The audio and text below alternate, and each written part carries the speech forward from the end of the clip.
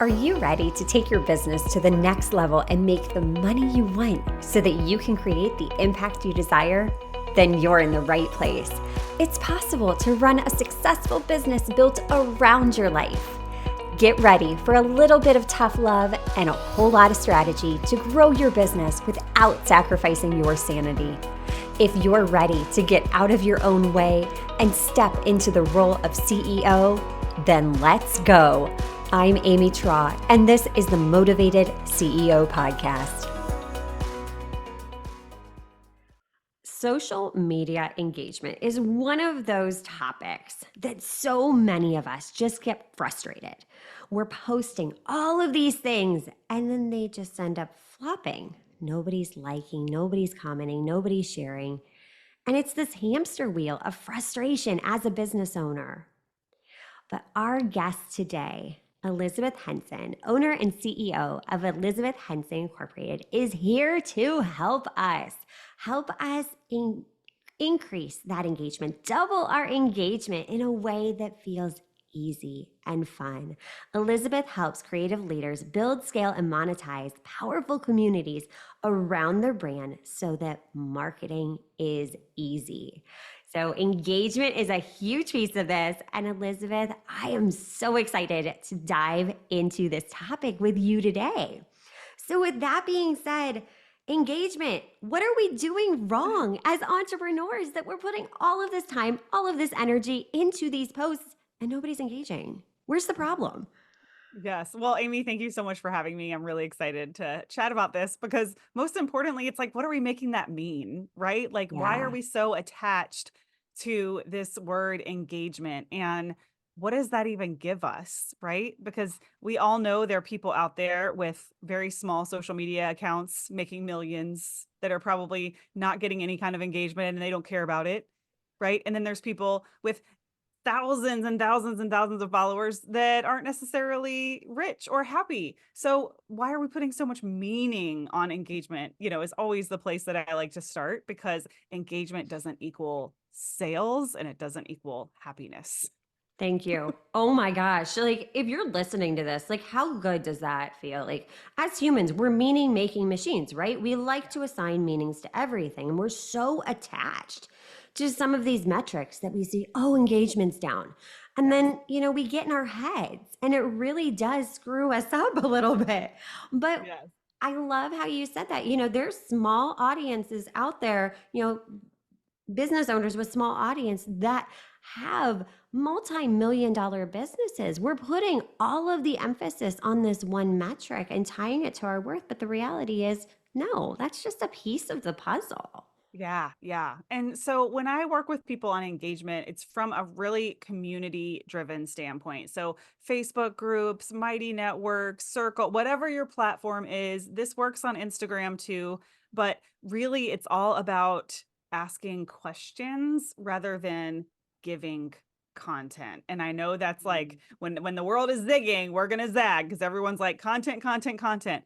People don't want more content. They want to be entertained. That is a thing right now. We are all Yeah. seeing this trend of like, let's be entertained on social media, but they want a place to kind of talk about themselves or to react or to respond. So if we really want to see a change in our engagement, we have to be able to like cultivate this space where people feel like their opinion matters. Mm. And I love how you said, asking questions, making them feel like they're a part of the process. So, how do we go about doing that as a business owner without it feeling like we're interrogating our audience constantly? Yeah, so I like to use these really short one-line questions that are open-ended, but also quick and easy to answer. So a good Mm. example is, what is a new skill that you learned last week? Now, some people might say, I learned to ride a bicycle as a grown-up. I can't believe I actually finally learned how to ride a bicycle. But then somebody might say, oh, Elizabeth, I tried your strategy in my group and it worked. Thank you. Right? Or people Mhm. are going to have answers all over the place, but it's quick. It's easy for them to think of because it just happened last week. They probably want to brag about whatever it was. I mean, how many times have you tried something new like Pilates or whatever, and now you want to go tell your friend about it, right? So it's that quick, easy to answer, top of mind. The mistake we make with our questions is we're requiring our audience to think too much. So if I was to show up and say, "What are you struggling with?" They're going to go, "Oh God." Like they're not even going to want to know which bucket to pull from. It's too broad. But if I said, "What specifically about email marketing feels difficult today?" Right? Then they might just say, "I don't even want to show up." But they can answer that so much faster when we give them that little bit more specificity and more context. And that's what people are missing in their questions, in their conversation starters, is it's just way too broad or they're having to think too much. That's a great point because, yeah, when people are on some of these platforms, they're going to escape. We're Yes. going to be entertained. So we don't want to think. We're Yes. avoiding something a lot of the time when we're on social media scrolling. But you're right, having that specificity, that makes so much sense because now I'm not having to use that brain power because sometimes you ask them, okay, what are you struggling with? They don't even know where to begin because they're so overwhelmed. They're so frustrated. They're so in the thick of it that you're asking them to use so much brain power that they just can't even like begin to fathom. And they're just going to keep scrolling. Yep. Whereas the way you reframed it, yeah, that makes total sense. I Yeah. love that. Yeah. And something else you said too is people love to talk about themselves, which is so true. How can we, as entrepreneurs, go about cultivating that, sparking those conversations to get them talking about themselves? Because that really does go a long way to help them feel seen and heard and validated. Yeah. So one thing I like to have people do is think about the environment and the culture that they want to set. And the example I like to use is, have you ever been to an in-person event, like a big one, or you just walk in the room and the energy is like up a notch and you are knowing this is bigger than me. Like there's just this knowing of whatever's about to happen is going to be so good. And we want to cultivate that same atmosphere in our communities or on our platform so that when people walk in, they know that they want to be a part of it. And then we, as facilitators, need to make sure that we're cultivating a space where we're vulnerable and open, and that other members are vulnerable and open so that these new people, when they come in the room, they know it's a space where they're safe to share too. Whatever your topic is, right? It doesn't all have to be the everything, but whatever your specific topic is how can we really cast that bigger mission? Why are you on the planet? Why does this community exist? We get so stuck in like the how of the day to day of like, how do I get my reel to go viral? But like, no, it's why are you here on the planet and what's the difference that you can make that people are going to say, this is big. I want to be part of it. Right. Right. It Yeah. really makes you magnetic and it makes people want to be around you. Yeah. What advice can you give us for working to really cultivate those feelings that yeah, you're welcome here and this is just the overall vibe of the community that you're entering into? Yeah, I mean, it's all about that big vision. What does it point back to, right? Like, I'm here, I'm on the planet to help people do what they love and make a living doing it. That's really the core as to why I do everything that I do. So whenever I'm like, "Oh, what do I say today or what do I do?" It's like, how can I just call those people in?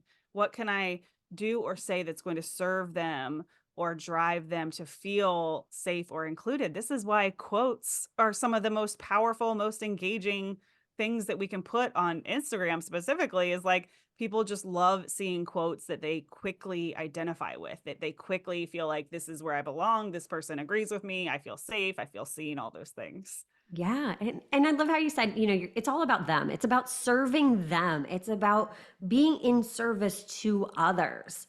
Yeah. And it's easy as entrepreneurs to put things up on Instagram and they flop. And then we start to blame the algorithm. We're like, "Oh, Mhm. maybe I'm shadow banned." What are your thoughts around that? Oh my gosh. And I love this because, like, I feel like this is happening to me right now. Like, I'm using the same strategy that I used Right? 6 months ago, like this mini chat strategy to bring in people in my local area. I host a lot of like local meetups in my area. And I'm like, 6 months ago, like, this was working. And I'm doing the exact same thing. And it is like nothing, like, not even being served to people, like 150 people are even seeing it. And I'm like, what is the difference, right? But the difference is me, and that I'm not making it mean anything. I'm not sitting here dwelling like, oh my God, nobody wants to come to my meetups anymore. Like, I suck. The algorithm hates me. I'm just like, okay, what's next? We'll send an email newsletter. We'll reshare this again in our stories. Like, I just am always focused on what's next. How can I make sure that more people see this? How can I stay true to why I'm doing it in the first place? Not this like, oh, I give up because it's not working, right? But it happens to all of us. Like, I'm out in the world teaching people how to get more engagement, and you can go to my Instagram and you'll will see crickets. It's fine. Thank you so much for sharing that. Yeah. Seriously. I think that just lifted an invisible weight off of so many people's shoulders. Because, yes, we get into our heads, but the thing is, it's going to happen. It's this Yeah. up and down roller coaster, and it's all just data. It's just information. I mean, things are always changing. Summer's a busy time. People aren't on the platform as much. And I think, too, people are a little bit burnt out with social media, and sometimes Yes. they need to take a break, which is fine. As business owners, it's okay to not be attached to your phone 24/7. Yeah. Something I've started doing is taking the weekends off. I Mm. unplug from social media on the weekends, and I will tell you what, it's eye-opening. Because at first, I didn't realize how often I subconsciously reached for my phone just to check. Mhm. I have my notifications off, but it was like, oh, did somebody DM me? Do I need to get back? And it's like, wait a minute. I, I'm not running an emergency room here. Like, it can wait till Monday. Like, I'm missing this life right before me. So I think just really giving yourself that permission and checking in with yourself is going to help you then show up better and have the energy throughout the week, because it can be draining when you're Yes. not getting the results that you desire right away.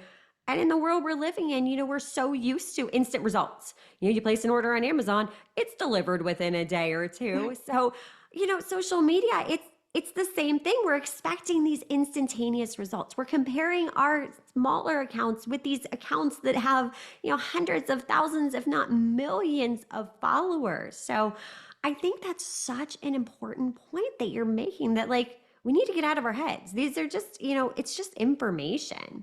Now, are Yeah. there any specific metrics that you track with your engagement to know, like, oh, this is resonating? Or do you tend to just use the analytics provided for you within the platforms? Yeah, so I use the analytics to kind of tell me where to spend my time. And this Love is it. why like I'm kind of known as like the Facebook group person, because Yeah. people that use my strategy for Facebook groups, 40 to 60% of people in that group are seeing their posts. 40 to 60% of people are opening their newsletters. Whereas on Instagram, I'm not an Instagram expert, but the Instagram experts will tell you it is 2%. So Yeah. I look at those numbers and I say, where do I need to be spending my time?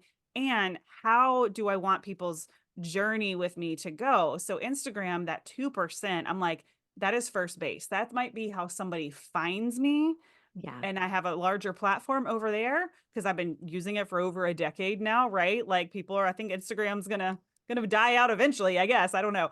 But people find me there. But if they make their way to my newsletter and my Facebook community, that's like second base. They're raising their hand now. They've gone through a little bit of effort. They're raising their hand. They want more of what I have to say. And so that's a higher engagement percentage. It means I want to spend my time there, and it means that they're like in my orbit. So I don't use the algorithms as much to like justify or decide whether a post was successful or not. I decide, where am I going to spend my time and how can I use these metrics to benefit this customer journey? Yeah, that is such a great answer, because so often I see entrepreneurs spending so much time and energy on platforms like Instagram that are getting that low organic reach. Mm. Sure, you can pay to boost and sponsor and all of these things, but at the end of the day, why are we not pouring our time and energy into these platforms, like you said, that are getting 40 to 60%? I mean, my email list, Yes, it's smaller than my Instagram following, but my open rate, my engagement rate, my reply rate, like it's so massive. So, Yeah. of course, I want to spend time nurturing there. And for you, add in the Facebook group component. It's about using that data that you're given to work smarter Yeah. instead of harder. Yeah, yeah, exactly. I mean, so many people make Instagram the end all be all, but to me, I'm Right, like, ah, that's just a touch point, and it is entertaining, and I think the reels are fun, but I mean, it's just not where my energy goes because I know that's not where my people are really, really engaging with me. And most of my people on there aren't even seeing it. So it's like, right. why break my back when, like you said, I can pour into my newsletter and the people that are opening my newsletters are way more likely to want to hear what I have to say and to buy from me and all those things. It's Yeah, all this like, it's an ecosystem. it It's not just like is. one platform is going to solve everything. I have a friend who's amazing at Instagram. I mean, that is her go-to platform. She's so great at it, and she was resisting a Facebook group for the longest time. And then finally she's like, "Elizabeth, I finally want to do a Facebook group. Help me." So we set it Yeah. up, and she's like, "My only mistake was not doing this sooner." She's like, I made it out to be so much more work in my head." She said, "But it's just another touch point. And all these people are finding me that weren't finding me on Instagram because that's not their main platform. And now they can find me. It's like, it's just another part of the ecosystem. It doesn't mean we have to be great at all of them." Mm. I like that. It doesn't mean we have to be great at all of them. You're right. It's about creating different touch points. It's about being strategic and asking ourselves, why am I doing this? Why Yeah. am I putting time and energy into this specific platform? Because you're right. There are people that are awesome, absolutely awesome at Instagram. But I'm like you. I don't want everything all in one place. I don't want all my eggs in one basket because at the end of the day, Instagram accounts are constantly getting hacked, getting blocked, like getting anything can happen. So Yeah. it's so wise that you have these different avenues, these different touch points where people, you are meeting them where they are Yeah. on their journey. Now, I would love to hear your thoughts on going viral, doing all of the trendy things. What's your take? I have a Oh my hunch God. what you're going to say, but I would Yes. love to talk about that. And I have a funny story around this. I'm petting my dog, if you're wondering why I'm like rocking back and forth. So I had someone helping me with my social media for a while, and she was wonderful because she would take videos that I had created and, make reels out of them. But every now and then, she would ask me to do something a little outlandish, right? Like, let's go outside and walk in the puddle in your socks. And she's like, this is going to get tons of views. I know it. And I was like, yeah, but if I like landed on the Today Show tomorrow, that's not what I want to be known for. And that is always my compass when I'm creating social media is like, if this is the thing, because we don't know, like, we don't know what the algorithm is going to do. I could have the most boring post ever about my dog and it just takes off, right? But I'm like, if this is the thing, is this what I want to be known for? And is it some weird trend where I'm dancing or like shaking my booty to get the views? And like, that is not what I want to be known for. So, that is always my moral compass. And what I will say after having one post go viral, thank goodness it was a quote and it was very aligned. It drew in the right people, right? And it was just right quote, right time. There was no magic to it. I think it was right around the time the war in Ukraine started.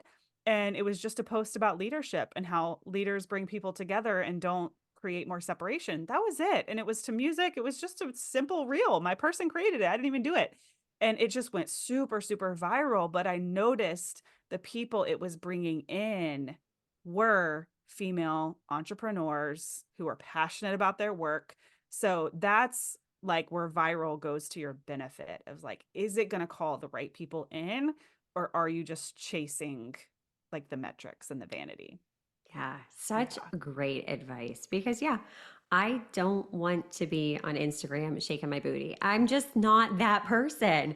But you're right. Something like that, you're calling in the right person. You're calling in people that are aligned with that. Perfect example. I love it. Oh my gosh, Elizabeth, I could talk to you all day. But if you're listening to this and you're like, oh my gosh, I need to be in her world, make sure you head over to elizabethhenson.co/free guide for a guide on how to double your engagement. We will link that up in the show notes. And Elizabeth, thank you so, so much for taking time out of your busy schedule to share with our listeners today. Oh, thank you so much for having me. And I was going to say, don't get it twisted. I do have some fun dance moves, but I it's love like, it. right. It's like not what I don't want to go on the Today Show and have them be like, can you show us that move you did? No, absolutely not. But You, please ask me questions about leadership and community building, right? Thank you so much for having me. And yes, you guys go grab the free guide. It's tons of examples of those one-liner questions that I mentioned, and you can literally just copy paste them and use them on your platforms. I love it. I will definitely be grabbing one as well. I would love for you to share out this episode, tag Elizabeth and myself, and just let us know what resonated. Yeah. And until next time, cheers to making the money you want so you can create the impact you desire. Are you loving what you're hearing? Do us a favor and hit that subscribe button so you don't miss an episode.